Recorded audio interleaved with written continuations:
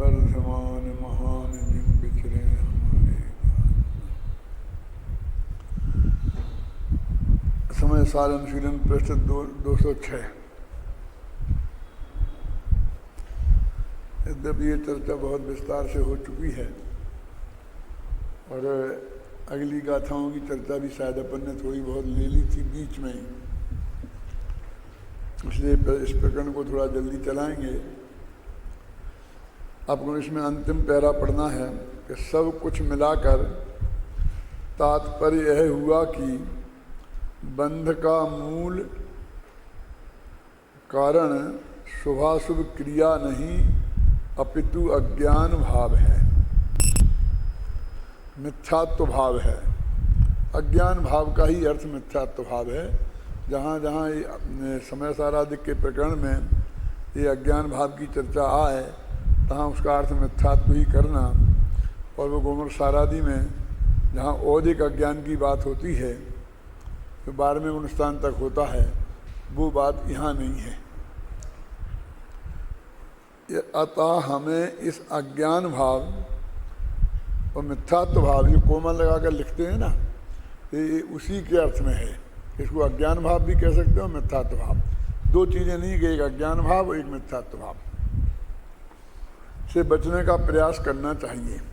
किंतु पर पदार्थों में मुग्ध इस जगत का ध्यान इस ओर है ही नहीं। वह तो थोड़ी बहुत शुभ क्रिया और शुभ भाव करके ही संतुष्ट है और उसी में धर्म मान रहा है। जब तक वह अपने इस अज्ञान भाव को नहीं छोड़ेगा, मिथ्यात्व भाव को नहीं छोड़ेगा, तब तक बंध का निरोध नहीं होगा, संबर नहीं होगा, निर्जरा नहीं होगी और इनके नहीं होने से मोक्ष भी नहीं होगा। इतनी सी अत्यंत स्पष्ट बात है कि इतना डंके की चोट हर जगह कह दिया कि ये जड़ की क्रिया, जिसमें अपनी शरीर की क्रिया भी आती है, इसका धर्म से दूर का भी लेना देना नहीं है। ना इससे धर्म होता है और ना इससे अधर्म होता है। अब कहेंगे शास्त्रों में तो इसका बहुत वर्णन है, वो इसके लिए है क्योंकि इस क्रिया के साथ में और भावों के साथ में निमित्त नैमित्तिक संबंध है। ऐसा नहीं हो सकता है कि क्रिया तो हम विषय के साथ सेवन की करते रहें और उस वक्त हमारे भाव शुभ या शुद्ध बने रहें, ये संभव नहीं है। जो अपनी बात अभी चलती है वो श्रद्धा के लेवल की है कि वो श्रद्धा बनी रहती है, ख्याल में है ना। फिर भ्रम खड़ा हो जाएगा। तो कल तक वो ये समझाते रहते हैं कि वो भोग के काल में, युद्ध के काल में गालियाँ बकरे, युद्ध वो बाण चला रहे, तब भी वो श्रद्धा कायम है। तो वो श्रद्धा की बात थी। और अभी कह रहे भावों के साथ है निमित्त नैमित्तिक संबंध है, वो श्रद्धा के साथ नहीं। इतना अंतर समझना है ना। क्या कि अभक्ष भक्षण कर रहे हैं, हमारे ज्ञान में है कि देखो इससे कितनी हिंसा होती है, और फिर ये कहेंगे हमारे तो भाव तो निर्मल थे, और उस समय तो निर्मल थे कम से जब हम भूम खा रहे थे। वो कह रहे हो ही नहीं सकते हैं। उनका ये ऐसा निमित्त नैमित्तिक संबंध है। यद्यपि वो इसके कारण भाव खराब नहीं हुए और भावों के कारण ये क्रिया नहीं हुई, दोनों स्वतंत्र हैं, फिर भी ये निमित्त नैमित्तिक संबंध है। अब ये निमित्त नैमित्तिक संबंध से कोई इतना महत्व क्यों दिया कि एक ज्ञापक कारण है। कारण दो तरह के होते हैं, ये तो पढ़ाए होंगे ना शांति जी। एक ज्ञापक कारण और एक उत्पादक कारण। आप मुमुक्षु लोग भी ध्यान से सुने इस बात में कि एक तो जिससे कोई काम होता है उसे कारण कहा जाता है ना। जैसे मैंने गेहूं का दाना बोया और उससे गेहूं का पैदा हुआ, वो गेहूं के दाने को कारण कहना, खाद को कारण कहना, वो सब उत्पादक कारण के रूप में है।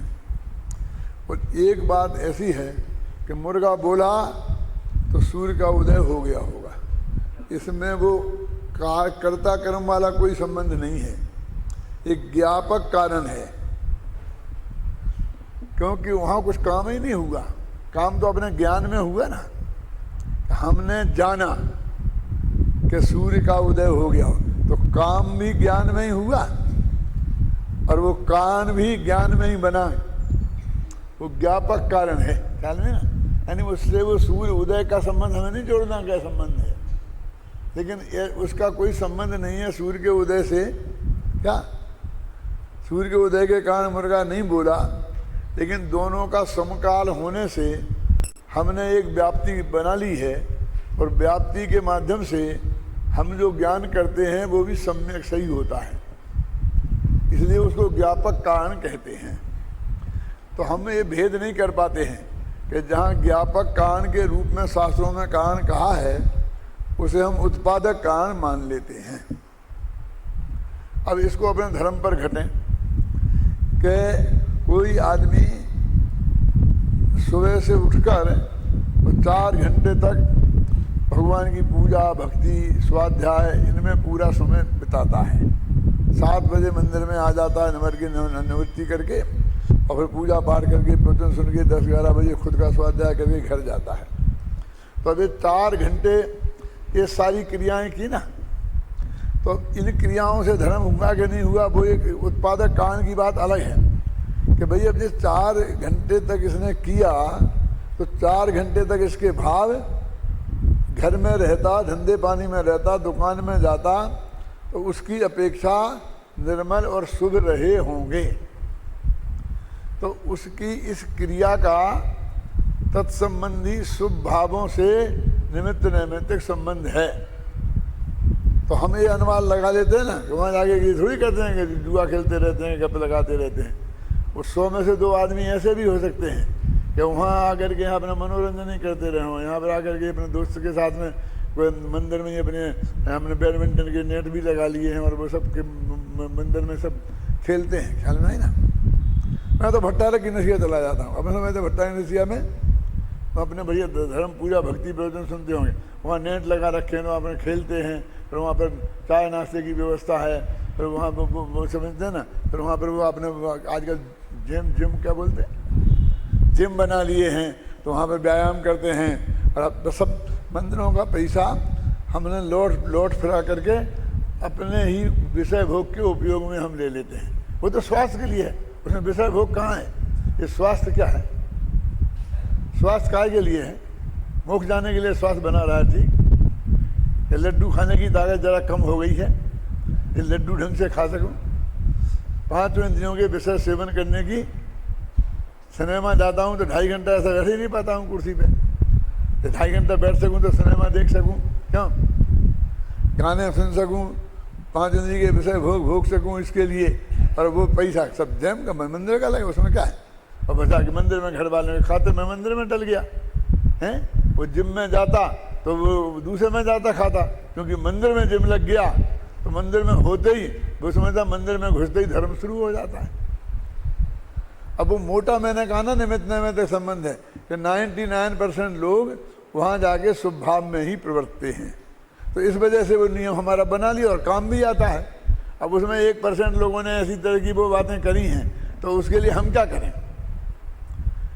वो कोई हम ऐसा नियम बाहर का ही अनुमान तो कर रहे हैं, अंदर का नहीं है, लेकिन उससे भी तो हमारा काम होता ही है ना।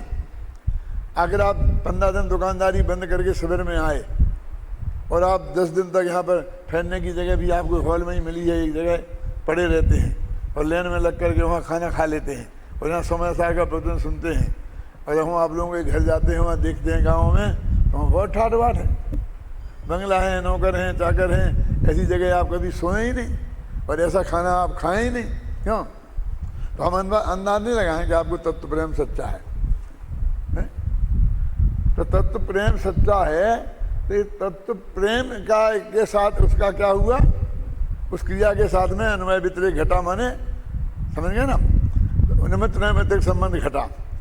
अब इससे हमने कहा इसलिए वो तत्व ज्ञानी है, तो गड़बड़ हो जाएगी, क्यों। जैसे अनंत भव ने गाल दिया हमने ऐसे करते करते, समझ है, और उसके परिणाम में स्वर्ग में भी हुआ है। तो उसका तो शुभ भाव के साथ निमित्त नैमित्तिक संबंध था, और हमने उसे सब में ज्ञान के साथ जोड़ दिया एक पॉइंट। ये तो साहब 30 साल से गुरुदेव का टेप 1 घंटा सुनते हैं आप, में विद्वान आदमी के प्रवचन में जाते हैं, तो मैं सब जाते हैं तो उसे सब में दृष्टि हो गई ना, मैं नक्की कर लो ना। हर आदमी बताता है कि मैं 30 साल से, मैं 35 साल से, हर एक का रिकॉर्ड बना हुआ है। क्यों?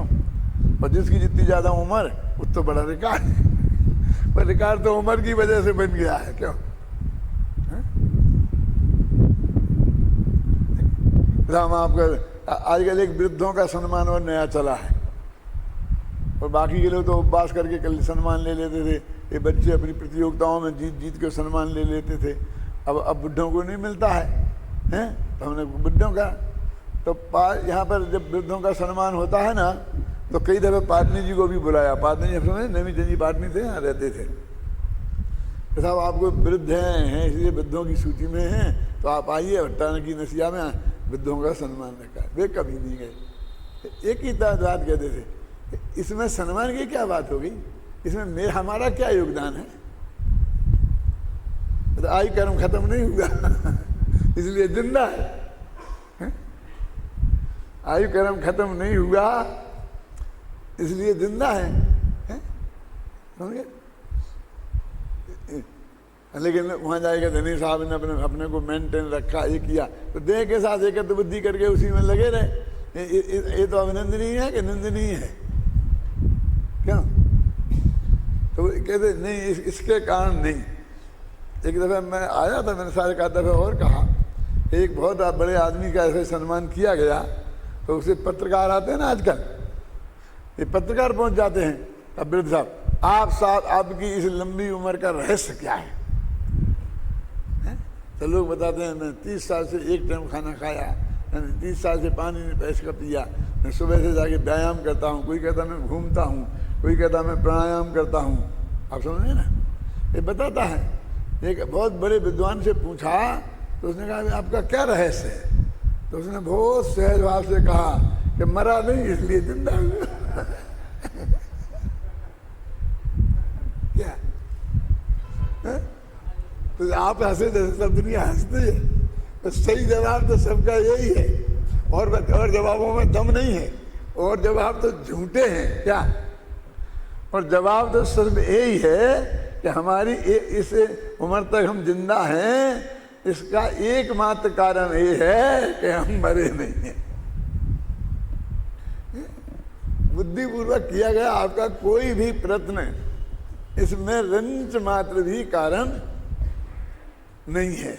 लेकिन आज तक इसको शायद जिस आदमी ने कहा सो कहा, लेकिन बाकी के लोग इसको मानेंगे ही नहीं। वो पत्रकार मानने को तैयार नहीं है, तो एक मूर्ख हमें ऐसा मिला था जिसने ऐसे जवाब दिया कि साहब आप 80 वर्ष के हो गए, आपके ओरिजिनल दांत हैं, अब अभी तक क्यों नहीं गिरे साहब? अब गिरे नहीं है, इसलिए नहीं गिरे। कुछ नहीं, जैसे जीवन आपका चला ऐसे उनका ही चला। वही टूथपेस्ट आप करते थे घर में, वही वो करते थे। वही खाना एक भाई खाता था, वही दूसरा भाई खाता था। कुछ ऐसा बहुत बड़ा कोई ऐसा कमाल हुआ ही नहीं है। पर भी ये सब मैंने जिनके साथ क्या खबर ज्ञापक कारक थे, वो हमने उसे उत्पादक कारक मान के और उससे काम होता है और इससे भ्रम कर दिया। जहाँ जहाँ ज्ञापक कारण का समर्थन किया, हमने कारक कारण का समर्थन उसे मान लिया, बस खत्म।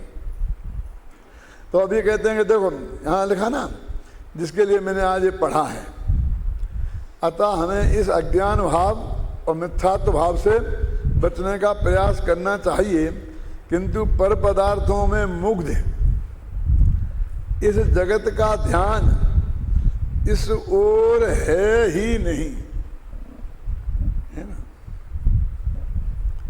वह तो थोड़ी बहुत शुभ क्रिया और शुभ भाव करके क्या होकर ही संतुष्ट है और उसी में धर्म मान रहा है। जब तक वह अपने अज्ञान भाव को नहीं छोड़ेगा, मिथ्यात्व भाव को नहीं छोड़ेगा, तब तक बंध का निरोध नहीं होगा, संबर नहीं होगा, निर्जरा नहीं होगी और उसके बाद मोक्ष भी नहीं होगा। अब एक लिखा ना, शुभ क्रिया और शुभ भाव करके, करके संतुष्ट है। करके भी बात होकर, ये भी आप समझ लो कि ये तो ये व्यवस्थित क्रम में होता है, ये अनादि से नक्की है, किसी ने किया नहीं है। आप कहो तो मैं बता दूं अभी सबका मोटा मोटा। एक निश्चित उम्र के बाद निश्चित क्रियाएं और निश्चित टाइप के स्वभाव पैदा होते हैं, समझे ना। फिर आ करके जब कमर थोड़ी ढीली पड़ने लगती है ना, तो फिर अब कुछ मुझे अच्छा काम करना चाहिए, तो कुछ दान देना चाहिए। अभी तक जो कमाने के चलते थे वो कुछ दान देने की भावना, वो तो उम्र का लिहाज है, उसमें तुम्हारा कुछ नहीं है। और उस टाइप के कुछ स्वभाव होने लगते हैं कि नहीं मुझे घंटा 2 घंटा अपने लिए निकालना चाहिए। आप मेरा मतलब समझे। ये इसका उस निश्चित उम्र से, निश्चित क्रियाओं से बिल्कुल सीधा संबंध है। और हर एक को थोड़े कम ज़्यादा फर्क इसलिए दिखाई देता है कि उसके संयोग ऐसे नहीं हैं। एक के पास हैं तो उसने 10-20 लाख रुपए निकाल दिए तो सारी दुनिया को दिख जाएंगे।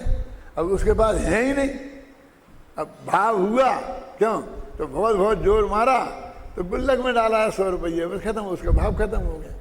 और 100 रुपये देंगे किसी को तो कौन देखने वाला, कौन सुनने वाला है, कोई मेरा नाम भी बोलने वाला नहीं है। ऐसे लिखा के ही क्या करूँ, डाल दो ना गुल्लक में। तो उनका दिखा नहीं आपको, होता सबको है, सबको मरघटिया बैराग होता है, समझे ना।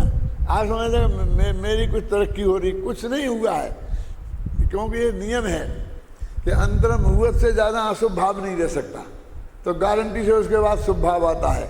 और अंतर मुहूर्त ज़्यादा शुभ भाव नहीं रह सकता है, तो गारंटी से उसमें अशुभ भाव आता है। भगवान की पूजा 4 घंटा करोगे तो बीच बीच में अशुभ भाव आए बिना रहेगा नहीं, तो घबराना नहीं।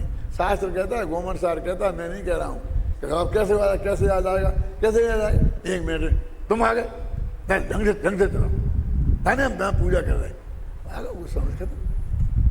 1 मिनट फिर आ गए, पंडित जी आ गए, अर्घ दे दो। अरे भगवान को अर्घ देना, पंडित जी को क्या को दे रहा है, ना पंडित जी को दर्शन करने दे रहा है, ना तुम दर्शन कर रहा है, पूजा कर रहा है। अपनी पूजा करना शांति से, ये सारा व्यवहार बाद में निभा लेना। क्या तो बीच बीच में उचक उचक के अशुभ भाव आए बिना नहीं रहता है। और जब तुम अशुभ काम कर रहे होते हो ना, तब भी बीच बीच में शुभ भाव आए बिना नहीं रहता। शास्त्र में लिखा है कि इतने काल के बाद शुभ से अशुभ, अशुभ से शुभ आएंगे ही। अब ये इस क्रम को तोड़ना है तेरे को, तो एक ही उपाय है कि तू शुद्ध भाव में जा, तो वो क्रम शुद्ध और शुभ का बदल जाएगा। मुनिराजों के होते हैं ना कि अशुभ भाव, अशुद्ध भाव, शुभ भाव, शुद्ध भाव। अब वो तेरा शुद्ध भाव जाएगा तो उसके बदले में शुभ नहीं आएगा, उसके बदले में तुम्हें अशुभ में जाएगा, क्योंकि झूलना तो तेरे को 2 जगह है। तो शुद्ध और शुभ में झूलता था तो शुभ और अशुभ में झूलने लगेगा, और अशुभ और शुभ में झूलता है तो यदि शुद्ध में जाएगा तो अशुभ छूटेगा पहले। ये क्रम है। अब देखिए, और वो उपाय हमारे आज तक हाथ में लगा नहीं है। शुद्ध भाव भाई पकड़ में ही नहीं आया, तो इसका मतलब है शुभ अशुभ तो है ना। 1:12 भावना में लिखा है, दुख ते सुख, सुख ते दुख होए, समता चारों गति नहीं जो। कौन सी में है? बहुत पुरानी भावना है, कोई दयानंद राय वगैरह किसी की है। इसका मेरा पाला उसमें पढ़ा था जब मैं अशोकनगर में था और प्रवचन करता था। ये सन 60 के लगभग की बात होगी, 59-60 की, कि मैं ये समझा रहा था कि शुद्ध का कारण शुभ भाव नहीं हो सकता। तो शुभ भाव का अभाव करने से ही शुद्ध होता है ना, तो शुभ का अभाव तो हुआ। क्या ऐसे कहते हैं ना, सीधे अशुभ से शुभ में नहीं जाएगा। तो मैंने कहा जिसका अभाव करके आता है उसको कान नहीं माना जाता है, समझिए ना। अब उस वक्त बात 57 में, तो एक पंडित सोमचंद जी थे, मेरे दादाजी की उम्र के थे, पगड़ी साहब बांध करके वे मेरे प्रवचन में सुनने बैठते थे। एक तरफ पंडित सोमचंद जी, एक तरफ पंडित रामलाल जी, और दोनों थे कभी 60, 65, 70 के, और मैं था 20, 21, 22, 23, 24 का। ये जानते हैं पंडित जी बैठे कैलासन जी। तो उन्होंने कहा क्या कह रहे हैं, कैसे नहीं होता है, होता है, कहाँ लिखा? तो उन्होंने ये छंद बोला, सुबते, तो क्या बोला था, दुखते सुख, सुखते दुख होए, वो समता चारों गति नहीं होए। और उसकी व्याख्या करते हुए वो ये बताया उनने पंडित जी ने कि विद्यार्थी अवस्था में भैया तुम सुख भोगोगे, माने पढ़ाई नहीं करोगे, खूब खेलोगे, मस्ती करोगे, खाओगे, पियोगे, सोओगे, तो फिर बाद में चपरासी बनना पड़ेगा और सारी जिंदगी उसका फल भोगना पड़ेगा। और अभी थोड़ी तकलीफ उठा लो, क्यों? तो सारी जिंदगी IAS और बड़े बड़े ऑफिसर बन जाओगे और चपरासी तुम्हारे लिए खड़े रहेंगे, एक गिलास पानी भी उठा के नहीं पीना पड़ेगा। समझाते हैं ना, हर माँ बाप समझाते हैं, हर अध्यापक समझाते हैं, सब जितना अपने समझाने वाले ये समझाते हैं। यानी अभी दुख भोगोगे तो बाद में सुख होगा, और अभी सुख भोगोगे तो बाद में दुख होगा। अब मैं ये समझाता था कि संबर जो तत्व की भूल है जी, क्या, कौन सी संबर तत्व की भूल है? तिलख आप को काष्ट दान, आत्म हित हेतु बैराग्य ज्ञान। आत्मा के हित के हेतु हैं वैराग्य और ज्ञान, और उसको तुम दुख देने वाला मानता है। मुनिराज यदि कितना कष्ट सहते हैं, स्वर्ग में मजा करेंगे, तुम खूब मौज मस्ती खाओ, नरक में डंडे खाना। माने मुनिराज अभी कष्ट सहते हैं और बाद में मजा करेंगे, सुखी होंगे। मैं पूछता हूँ कि एक मुनिराज 6वें 7वें गुणस्थान में हैं और वे मर के स्वर्ग में चले गए, मतलब सम्मा दर्शन कायम है, 4थे गुणस्थान में हैं, तो अब बताओ अभी ज़्यादा सुखी हैं कि तब ज़्यादा सुखी होंगे? और हम तो ये मानते हैं कि अभी तो बहुत तकलीफ भोग रहे, ना नहाने का, खाना पीना, न सकाना, कितनी कितनी तकलीफें, कितनी गर्मी के, सर्दी के, जैसे नारियों के दुखों का वर्णन करते हैं ना शास्त्र वाले, हम जैसे मुनिराजों के दुखों का वर्णन करते हैं, गर्मी के दुख, सुख, गर्मी के सुख। क्यों? जो वहाँ लिखे थे 3 लोग को ना जू खाए मिटे ना मुँह जाना लगा, एक दिन में बेचारे एक ही टाइम। ख्याल नहीं ना, हम ऐसे वर्णन करते हैं क्योंकि हमें इनका अनुभव है। लेकिन शास्त्र तो कहते हैं कि अभी जब स्वर्ग में पहुंच जाएंगे उससे असंख्य गुणित असंख्य गुणित असंख्य इतने सुखी हैं। समझ गया? क्यों? वो है ना, असंख्य गुणित निद्रा होती है ना प्रति समय, तो जितनी शुद्धि की वृद्धि उतनी उतनी सुख की वृद्धि। तो इसलिए अभी दुख भोगेंगे तो सुख कैसे होगा? तो मैं ये तर्क देता था, जब से ही दे रहा हूं कि ऐसा कैसे होगा, कोई बोए पेड़ बबूल का आम कहाँ से खाएगा? दुख का बीज डालेगा तो उसमें सुख कैसे निकलेगा? जो अभी शांति से एकदम आत्मा का अनुभव करके खूब सुखी होंगे, कौन से सुख? यों चिंत निज में अथिर जो आनंद लहो सु इंद्र नाग नरेंद्र का, वे जाके वहां भी सुख पाएंगे। ख्याल में है ना, जो यहाँ सुखी होंगे वो वहां सुख पाएंगे, जो यहाँ दुखी होंगे वो वहां दुख पाएंगे। तो इसके विरुद्ध उन्होंने ये तर्क दिया था। मैंने क्या जवाब दिया था?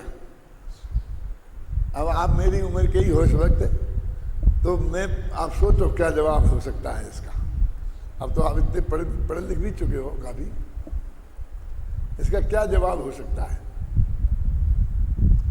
मैंने कहा था कि ये जो ते शब्द है इसका प्रयोग कान कार्य के अर्थ में नहीं होता है। किसके बाद कौन, इसके अर्थ में होता है। ना? फिर मैंने उदाहरण दिया कि आप पद्म पुराण पढ़ोगे तो उसमें लिखा होगा कि अजिते दशरथ दशरथ ते राम और राम ते लव और कुछ हुए, पढ़ लेना आगे। ते कई कई जगह तो 20-20 नाम लिखे, 20-20 पीढ़ियां गिनाई, उनते वो तो उनके ते माने उनसे पैदा हुए नहीं, उनके बाद, ऐसा अर्थ होता है। अब जो आपको बाप बेटों में गिनाया तो आप कह दोगे पैदा ही होने के अर्थ में है। तो अब गिनाओ कि यहाँ पर 1000 वर्ष से जो मुगलों ने यहाँ राज्य किया तो किनने किया, तो हम बोलेंगे ना कि हुमायूं थे बाबर थे, हुमायूं थे अकबर, अकबर थे क्या जहांगीर से शाहजहां से औरंगजेब, क्यों? तो इसका मतलब एक ऐसा किरण है, किसके बाद कौन, इसके लिए हमारे इस भाषा में जो जिन भाषा में जो लिखे गई है ये शास्त्र, इसके लिए उस वक्त की जो भाषा थी जब ये छंद लिखा गया था, कौन? सुखते दुख दुखते सुख होए, वो एक कह रहे हैं कभी कि इस संसार में तो कभी सुख कभी दुख, कभी सुख दुख, कभी शुभ भाव कभी अशुभ भाव, ऐसा होता रहता है, कभी अनुकूलता कभी प्रतिकूलता, अनुकूलता से प्रतिकूलता, प्रतिकूलता से अनुकूलता, ऐसा थोड़ी इसका अर्थ है। ये कारण संबंध नहीं है। उस समय ये जवाब दिया था। अब मुझे आज ये भी याद है कि जहाँ मैं बैठा था, कैसी जगह थी, वो कहाँ बैठे थे पंडित जी, मैंने कैसे जवाब दिया था, उन्हें कैसे दिया था, क्या हुआ था, वो सब मेरे को एकदम जैसी फिल्म दिखती है ऐसा दिखता है, जब तक उनकी ठीक आगे दिखता है, खत्म हो जाएगा। उत्तर समझ में आया आपके? क्या ये कारण कार्य नहीं है कि अभी सुख भोगोगे तो बाद में दुख होगा, अभी दुख होगे, अरे भाई अभी सुख भोगोगे तो बाद में भी सुख होगा। अब इसको कैसे घटेंगे तुम विद्यार्थियों पे? वो उपदेश बंद हो जाएगा कल से फिर कि अभी तकलीफ भोगोगे तो बाद में मजा मिलेगा। ऐसा ये है कि जिसको पढ़ने में मजा आता है वही टॉपर्स होता है। ये नहीं कि तुम अभी तकलीफ भोगो, अभी ये कह रहे हैं कि तुम पढ़ने में आनंद लो, पढ़ने का मजा लो। एक एक तर्क युक्ति सामने आए। हमने जब पढ़ा था वो उसमें लक्ष्मीदान कौमुदी पढ़ के प्रथमा पास की थी, प्रथमा होती ना बनारस की, तो उसमें 13 विद्यार्थी थे। तो उसके बाद आगे बढ़े, ये पुरुषोत्तम जी जानते हैं।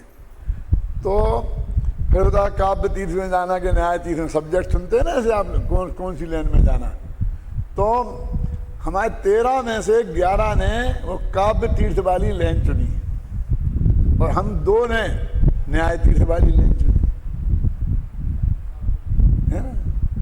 ये हमारे काव्य तीर्थ वाले जो बैठे पुरुषोत्तम, हम न्याय तीर्थ वाले। सुनिए, अब हम तो वो लोग क्या कहते थे कि इस न्याय में क्या है, रूखा सब्जेक्ट क्या, एवं चेद एवं साध, एवं चेद एवं साध, इसमें क्या रखा है? जिंदगी खराब करो, जिंदगी भर पढ़ते पढ़ाते रहना, क्या ये तो धूमा तत्व बंदी। अरे काव्य में अच्छा कालिदास का अभिज्ञान शाकुंतल पढ़ेंगे तो शकुंतला की कमर कितनी लंबी चौड़ी थी, कितना कितना श्रृंगार रस का वर्णन पढ़ने को मिलेगा, ख्याल में है ना। और वहाँ कोई काव्य में रटना नहीं पड़ता। और ये आता इसकी व्याख्या कीजिए, छंद आ जाएगा, छंद लिखो आप, ऐसा तो नहीं है। पर न्याय शास्त्र में और तत्वासूत्र में सब सूत्र याद करने पड़ते हैं। अभी आप सब चूड़ामणि पढ़ाएंगे आपको तो ये नहीं कहेंगे श्लोक याद करो, कोई सूक्तियाँ 2-4 याद हो जाए तो हो जाए, क्यों आएंगी सूक्तियाँ, उनका अर्थ लिखो बस। हिंदी में सारी कविताएं थोड़ी याद करनी पड़ती हैं कि फलानी कविता लिखो, उसमें से एक अंश आ जाएगा, उसका आप अर्थ लिख दीजिए, व्याख्या कर दीजिए बस। लेकिन भाई साहब उस समय काव्य तीर्थ में 25-25, 50-50 ग्रंथ होते थे और न्याय तीर्थ में सिर्फ 2 किताबें थी। लेकिन वो सरल होता था, उसमें समझ लो कि चुन करके 13 में से 11 लड़के जाते थे और इसमें 2 आते थे। तो अब क्यों उसमें आने का रस कर कि उनको इसमें आनंद नहीं आता, हमको इसमें आनंद आता है। हमको शकुंतला की कमर नापने में आनंद नहीं आता था, हमको इसमें आनंद आता। एवं चेद एवं साध, एवं चेद ऐसा मानेंगे तो ऐसा हो जाए, ऐसा मानेंगे तो ऐसा हो जाएगा।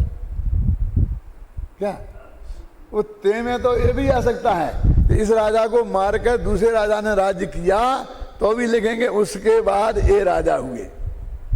आप समझे ना, मतलब उसके बाप ने उसे राज दिया था वो ही नहीं आते हैं, वो भी आएंगे कि नहीं आएंगे। तो कारण कार्य संबंध नहीं, किसके बाद क्या, तो वो तो सिर्फ ये बता रहा है। कौन से छंद में भूल गए? दुख ते सुख, सुख ते दुख हो।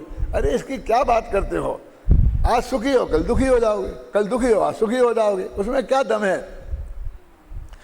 कल बीमार थे आज स्वस्थ हो गए, आज स्वस्थ हो कल बीमार हो जाओगे, इसमें क्या है? इसमें क्यों उलझते हो?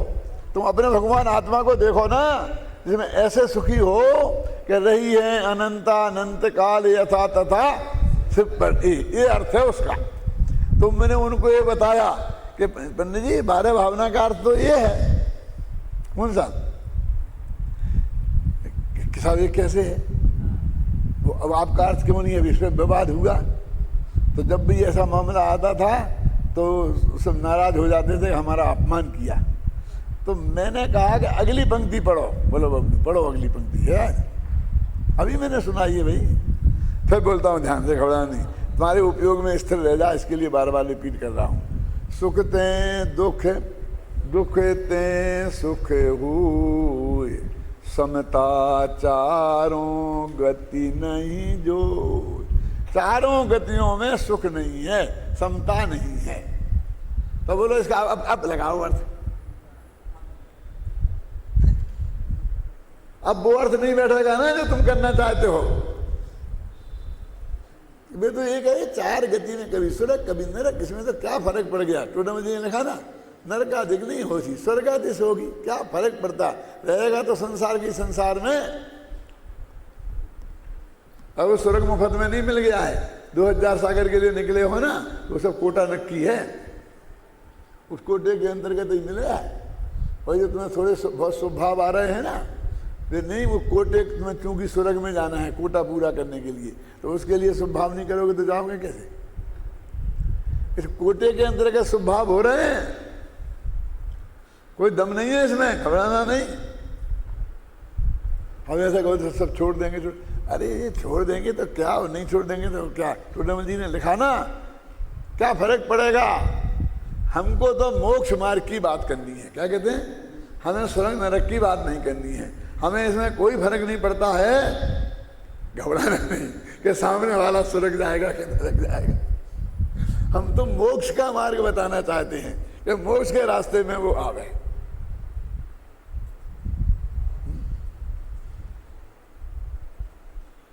बहुत मार्मिक बात है। यदि मोक्ष के मार्ग में नहीं आता है तो उन्होंने अपने कहावत है ना बुंदेलखंड में, बेड़े गई तो गई और हारे गई तो गई। हमें क्या मानना? आपकी समझ में नहीं आया होगा, क्यों अदिल भाई? लेकिन तुम्हारे बगल के पंडित जी की समझ में आ गई होगी। नहीं आए? अरे यार तुम कैसे बुंदेलखंडी हो?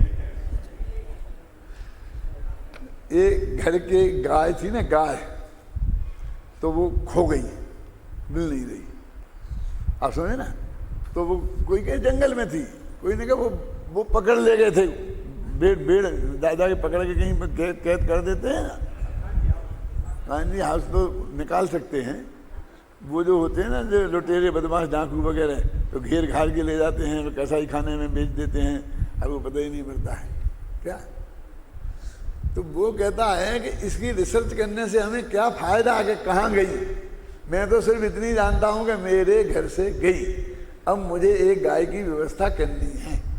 समझे ना? बेड़े गई चाहे हारे गई, उससे क्या मतलब है? आप समझे? ये अर्थ है उसका है? और आज की भाषा में बताऊं कि जिस पत्नी ने हमें तलाक दे दिया है, फिर उसने किसी दूसरे से शादी करी, कि किसी ब्रह्मचर्याश्रम में भर्ती हो गई, कि वो मर गई कहीं जाकर के, हमें क्या लेना देना है?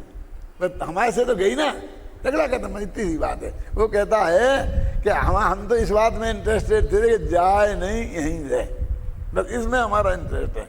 अब वो नहीं रही और गई, अब उसके बाद हमारा कोई इंटरेस्ट नहीं। आप समझ गए ना? आप बेड़े गई कि हारे गई, वो जंगल में गई, शेर खा गया, कि डाकू ले गया, कि कसाई को बेच दी और कसाई ने मार के खा ली। अब इस रिसर्च में मेरे को कोई रस नहीं है।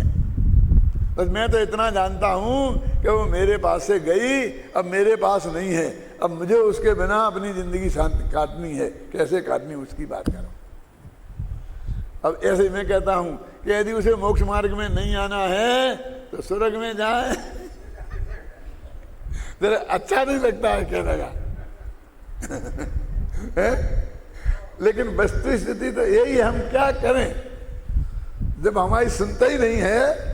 तो भैया ये नहीं है तो ये कम से कम स्वर्ग में, नरक में तो नहीं जाए, स्वर्ग में ही तो चले जाएं। तो अब यही हम ये काम नहीं करेंगे, फिर मोक्ष को बताने वाला काम कौन करेगा? हम मोक्ष वाला छोड़ देंगे। वो ऐसी करुणा हमें नहीं करनी है। वो करुणा असली तो कौन सी है ना, कहें सीख गुरु करुणाधार। काय की सीख दी गुरु ने? नरक से निकाल के सुरख की नहीं। गुरु ने शुरू में ही कहा कि चारों गति में दुख ही दुख है। मेरे ख्याल से वो छंद संसार भावना का है। उस कवि की संसार भावना में लिखा है उसने, सुख ते दुख, दुख ते सुख होए, समता चारों गति नहीं हो। चतुर्गति मैंने संसार। अब आप सुने ना, तो मैंने पंडित जी से कहा कि पंडित जी अब इसका आगे क्या करोगे? फिर ये अगली पंक्ति का क्या करोगे? यहाँ यदि ऐसा अर्थ करोगे तो अगली पंक्ति का क्या करोगे? लोग देखते हैं तो घी ज्यादा खाते हो, घी, अरे घी ज्यादा खाते कि कम खाते, इससे क्या लेना तेरा? मैंने तुम तर्क करते हो। मैं जब पढ़ता था तब भी मेरे पर आरोप लगाया जाता था कि तुम घी ज्यादा खाते हो, तुम ज्यादा घी खाने वाला दिखता हूँ। अब तो बंद ही हो गया। जब खाया होगा खा लिया होगा, लेकिन वो तर्क तो नहीं गया। यदि वो घी खाने से तर्क आता था तो तर्क ये हमारे साथी पुरुषोत्तम जी जैसे यही लोग आरोप लगाते थे। क्योंकि मेरे जन्म से ही आदत थी कि मैं किसी दूसरे की चुपड़ी रोटी नहीं खाता था। रोटी लाओ सीधी और घी का पूरा बंटा रखो बगल में और उसमें चम्मच रखो, मैं अपने हाथ से डालकर तो उसे पूरा ऐसा मसल के और फिर उसको खाता था सारी जिंदगी। पर जब से पढ़ता था तब से लेकर के, आप समझे ना, और अपने घर से घी ले जाता था, अपने माँ बाप से घी ले जाता था और अपने डिब्बा अपने साथ में रखता था, और वहाँ से छात्रावास में भी। पर अभी तक जब तक डॉक्टरों ने बंद नहीं किया पुड़ी मुड़ी कभी नहीं खाई, पुड़ी पकवान कभी नहीं, लेकिन रोटी एक दो खाता था, ऐसे ही खाता था, इसलिए लोग ऐसा कहते थे।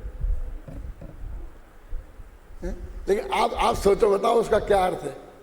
यानी मैं ये बात सब इसलिए समझा रहा हूं कि जहां कारण कार्य संबंध नहीं था वहां हमने कारण कार्य संबंध जोड़ लिया है ना। ये हमारा जो जन्म से लेकर मरण तक देह की स्थिति है, ये बिल्कुल एक सुनिश्चित क्रम में हो रही है। ये हमारे बुद्धिपूर्वक इसमें कुछ करने से कुछ नहीं होता, मैं ये कहना चाहता हूँ, है ना। और हम जोड़ते हैं मैंने ऐसा नहीं किया, मैंने ऐसा किया, मैंने इतने व्यायाम किए, मैंने टांगे ऊपर करी, टांग माथा नीचे किया, फिर ऐसा किया, फिर ऐसा, कुछ नहीं हुआ। टांगे ऊपर कर दे, माथा नीचे गए तो कभी कभी गर्दन भी टूट जाती है। अच्छा ही अच्छा परिणाम होता है, कोई जरूरी नहीं। हम पेज नंबर बताओ, ये सब गायब हो गया मेरा।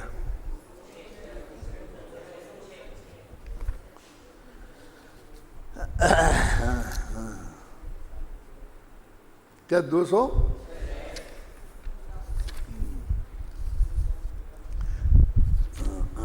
हो गया ना, खत्म। अब समय अगली गाथा पढ़ते हैं। जो बात विगत गाथाओं तथा कलशों में कही गई है, अब आगामी गाथाओं में उसी बात को दृष्टांत द्वारा समझाते हैं। दृष्टांत भी आचार्यों के पास तो ऐसे ही दृष्टांत थे। सुनो, कनक मया भावादो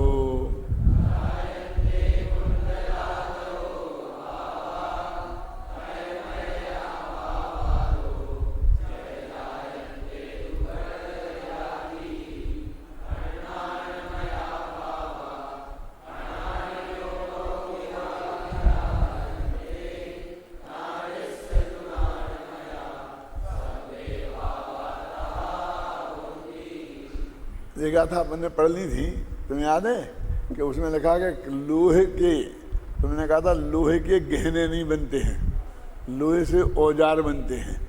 तो बनेगा तो कड़ा बनेगा, वो कड़ा बताया था, उदाहरण दे के याद है। और सोने के गहने बनेंगे तो सोनेमय होंगे, और लोहे की कोई चीज़ बनेगी तो वो लोहेमय होगी। इसी प्रकार ज्ञानी के सब भाव ज्ञानमय होते हैं और अज्ञानी के सभी भाव अज्ञानमय होते हैं। अब ये ऊपर से तो बहुत अच्छा लगता है, इसमें किसको विरोध हो सकता है, लेकिन ज्ञानी के सभी भाव ज्ञानमय का अर्थ नहीं समझ रहे। तुम क्या कह रहे इसमें? ये कह रहे कि वो जो ज्ञानी सम्य दृष्टि हो गया, अब वो उसे झूठ बोलने का भाव आए तो भी ज्ञानमय, यानी चोरी करने का भाव आए तो भी ज्ञानमय, विषय भोग का भाव आए तो भी ज्ञानमय, और अज्ञानी का भगवान की भक्ति का भाव आए तो भी अज्ञानमय। ये अब समझ में आई ना कि झगड़ा कहाँ लगता है। ऊपर से सिद्धांतिक रूप से बात कहो ना तो कुछ पता नहीं लगता है कि इसमें क्या कह रहे हैं। ज्ञानी के सब भाव ज्ञान से बने हुए हैं और अज्ञानी के सभी भाव अज्ञानमयी हैं, ये कह रहे। और उदाहरण ये दे रहे कि सोने के गहने सोने से बनते, चाहे तोड़ो चाहे बनाओ, ये सोनेमय ही होंगे। ये पढ़ लिया था अपन ने, नीचे भी पढ़ा था, देखो आत्मख्याति टीका में। तो जिस प्रकार पुद्गल स्वयं परिणाम स्वभावी होने पर भी कारण के अनुसार ही कार्य होते हैं। उपादान के अनुसार था ना, पहले पढ़ा था वो उपादान के अनुसार था, और यहाँ ये कारण के अनुसार है। एक कारण भी उपादान नहीं है, क्यों? कारण के अनुसार कहाँ? कुमार के अनुसार घड़ा कहाँ बना? मिट्टी के अनुसार बना घड़ा, तो मिट्टी का बना ना। सुनार के अनुसार गहना कहाँ बना? गहना तो सोने के अनुसार बना। इस नियम के अनुसार स्वर्ण पदार्थ से स्वर्णमय ही कुंडलादि बनते हैं और लोहमय कड़ा आदि नहीं बनते, क्योंकि स्वर्ण जाति का उल्लंघन नहीं करता, तथा लोह पदार्थ लोहमय कड़ा आदि बनते हैं, स्वर्णमय कुंडलादि नहीं, क्योंकि लोहे जाति का उल्लंघन नहीं करता। अब कहते ज्ञानी की जाति विज्ञानमय है। इसी प्रकार जीव के स्वयं परिणाम स्वभाव होने पर कान के अनुसार ही कार्य होते हैं। इस नियम के अनुसार अज्ञानी के अनेक प्रकार के अज्ञानमय ही भाव होते हैं, ज्ञानमय भाव नहीं होते, क्योंकि अज्ञानमय भाव अज्ञान जाति का उल्लंघन नहीं करते, तथा ज्ञानमय भाव वाले ज्ञानी के अनेक प्रकार के ज्ञानमय ही भाव होते हैं, अज्ञानमय भाव नहीं होते हैं, क्योंकि ज्ञानमय भाव ज्ञान जाति का उल्लंघन नहीं कहते। अब देखो बस टीका खत्म हो गई। वो जो गाथा में कहा था बहुत सरल भाषा में उन्होंने ये कह दिया है। अब अपनी बात सुनो। जिस टीका में यह बताया गया है यद्यपि लोहा और सोना दोनों ही पुद्गल हैं, और पुद्गल स्वयं परिणाम स्वभाव वाला है। वो बोलो कर से याद करो, कौन सा बोलो? जब है सो पुद्गलों में है स्वाभाविक,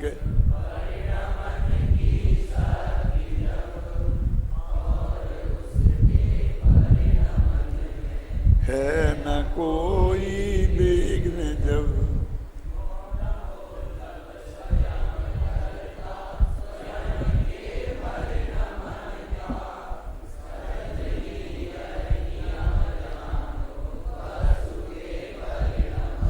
ये छंद ऐसे हैं कि नमोकार मंत्र जैसे जपने के हैं।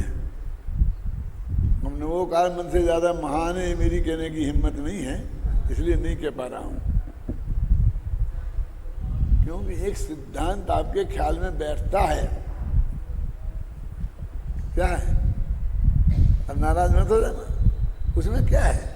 इनको नमस्कार हो, इनको नमस्कार हो, इनको नमस्कार हो, इनको नमस्कार। उसकी महिमा सुननी है तो नमोकार मंत्र का व्याख्यान सुनना। घबराना नहीं कि भाई मेरे भी विचार बदल गए हैं, ये विचार हो गए हैं। क्यों? आप बोलो, वो महिमा तो उस वक्त बताइए, वो सुनना। अभी नहीं करूंगा, अभी तो मैं आपसे पूछता हूं कि क्या है? अब उसका जाप करो 1,00,000 बार। अच्छा मैं आपसे बोलता हूँ, मैं ये नहीं कहूँगा मैं नमोकार मंत्र का जाप कर रहे हैं, और नमोकार मंत्र कोई बड़ी चीज़ है। फिर मैं कहूँगा कि आप यहाँ मैं जो बोलूँ वो आप बोलियो, बोलो। अपन 1 घंटे आज यही रखेंगे, फिर बोलो अरहंतों को नमस्कार हो, सिद्धों को ऐसे ही बोलता रहूँ तो कहीं पागल हो गए, पागल खाने में भर्ती करा दो।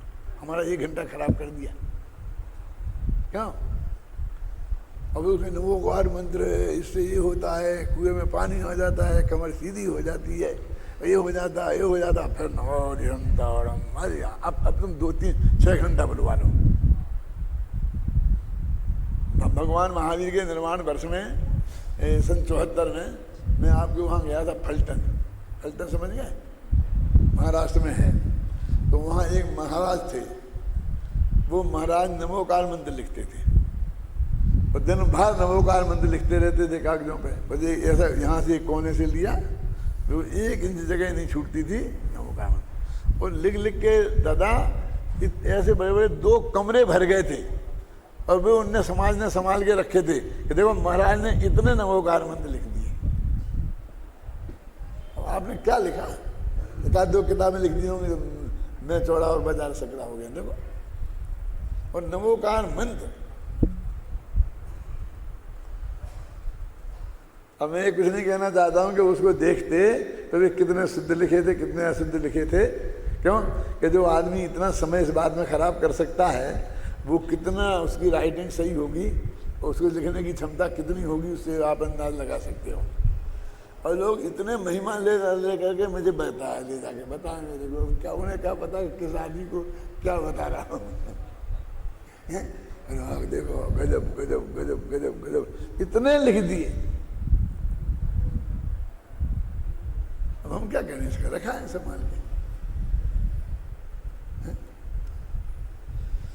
वो तो अपन उसकी महिमा पहले दिमाग में घुसा करके फिर ऐसे बुलवाते रहो, लेकिन उसका जो भाग है वो तुम्हारी समझ में तो सब आता है ना।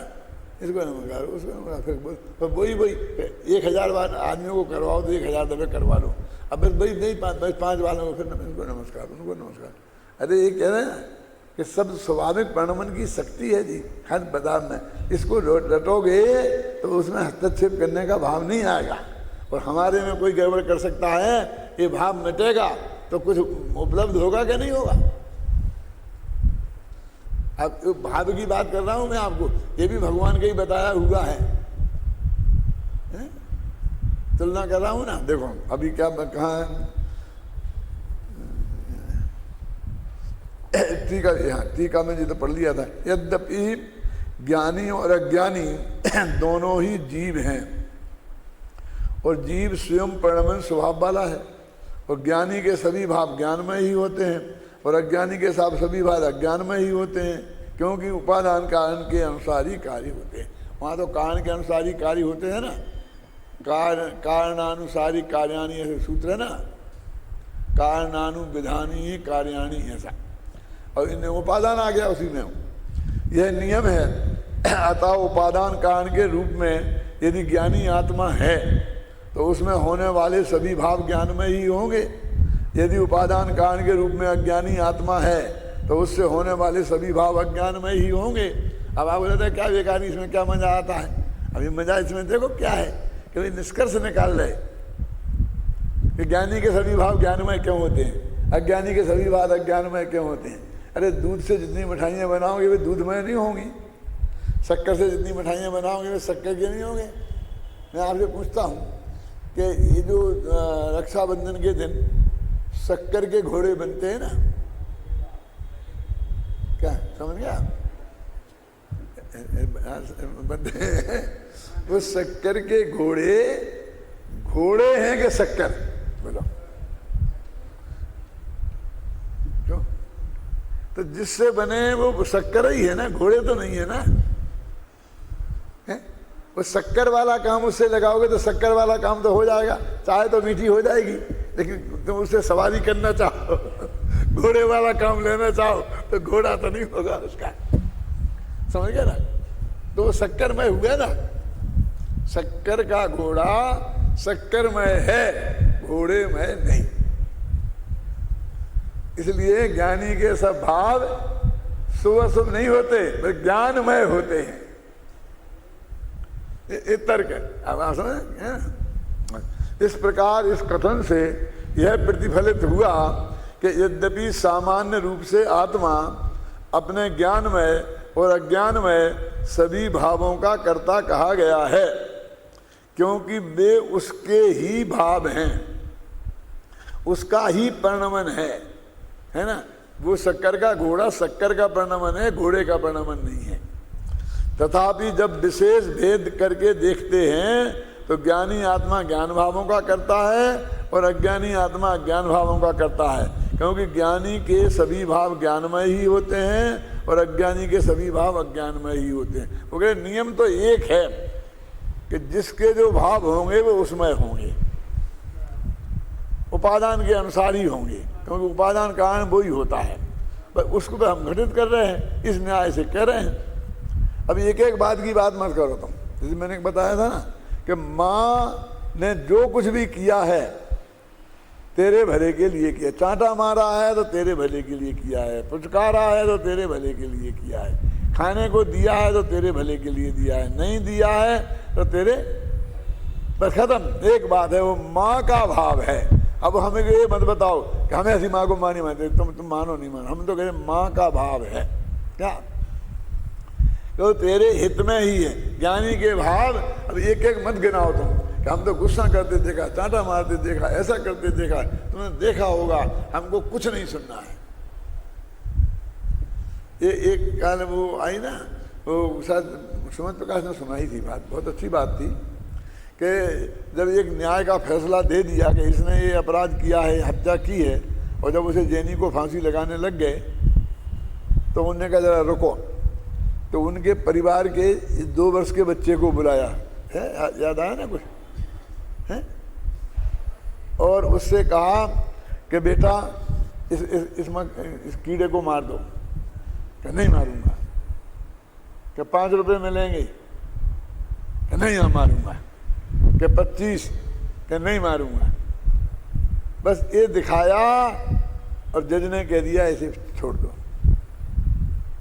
क्यों? अरे जिस परिवार का बच्चा हजारों का लोभ दो और उसको एक कीड़े को मारने को तैयार नहीं है, तो लोभ में इसने मार दिया इस परिवार में, उस बच्चे में तो उसी में से तो ये संस्कार आए हैं, ये कैसे मार सकता है? ये कुछ ना कुछ कहीं ना कुछ गड़बड़ है, या तो असावधानी में मर गया है और या कुछ झूठा आरोप है। आया था कि नहीं आया था? क्योंकि आखिर उसने वो नियम तो अपनाया है ना, हम बचा लेंगे, फिर इसको मत मारना, इसको मत मारना। ये जितने हथियार खरीदते हैं ना और ये हथियारों की ट्रेनिंग देते हैं, 90% उन हथियारों से उनके घर वाले ही मरते हैं। ये घर वालों पे ही चलते हैं और चलेंगे। क्यों? कि झगड़ा तो घर वाले से ही होना है ना, बाहर वाले से क्या लेना देना है? संपत्ति का झगड़ा होगा और क्या झगड़ा होगा, जो झगड़ा तो घर में ही होना है ना। क्यों? आप समझ रहे ना? इसलिए उसमें कोई बुद्धिमानी का काम नहीं है। ये रक्षा करे, रक्षा मक्षा कुछ नहीं करेगा, वो उस हथियार से वो घर वाले ही मरेंगे। मैं आपसे बोलता हूँ, जिनके घरों में हथियार नहीं है वे अपनी मौत मरते हैं, कभी किसी को हथियारों से बहुत कम मरते हैं, और जिनों के घर में हथियार हैं वो 90% हथियारों से मरते हैं। वे नहीं मारेंगे तो दूसरा हथियार वाला आगे उसे मारेगा। क्यों? तो लोग कहते ऐसा कैसे होता? मैं सुनो होता है। मैंने कहा मेरे पास 1 लाख रुपए हैं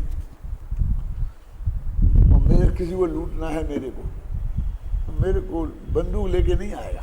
क्या जरूरत है पंडित को बंदूक लेने की? एक डंडा ही बहुत है, वो डंडा भी मारने की जरूरत क्या है? दिखाने से ही काम चल जाएगा। क्यों? कि दिखाने की जरूरत कहाँ भी है? अच्छा तो ले भाई, ले जा, सब ले जा, तू ले जा, चल जा, खुश रह जा। कि साहब किसी से कहा, पुलिस वाले के पास गए तो मेरे से बुरा कुछ नहीं होगा। तेरे से बुरा तो अभी भी कोई नहीं है, लेकिन मैं झंझट में पड़ने वाला नहीं हूँ, तू फिक्र मत कर। तू नहीं कहता तो भी मैं किसी से कुछ कहने वाला नहीं हूँ। तो मेरे लिए क्यों कोई हथियार लेके आएगा? मैं जिंदगी में क्यों हथियार से मरूंगा? बोलिए।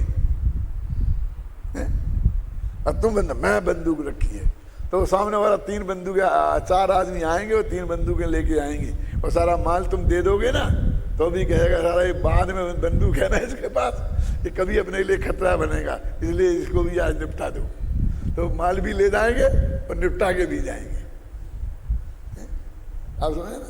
ऐसा नहीं है तो समझ लेना। इसलिए भाई वस्तु का स्वरूप तो ये है कि जिसका जैसा परिणमन है वो उसके अनुसार होता है। वस्तु स्वभाव का उल्लंघन कभी करती नहीं। ज्ञानी ज्ञान के स्वभाव का उल्लंघन नहीं करते हैं और अज्ञानी अज्ञान स्वभाव का उल्लंघन नहीं करते हैं। इसलिए ज्ञानी ज्ञान भाव के करता है और अज्ञानी अज्ञान भाव।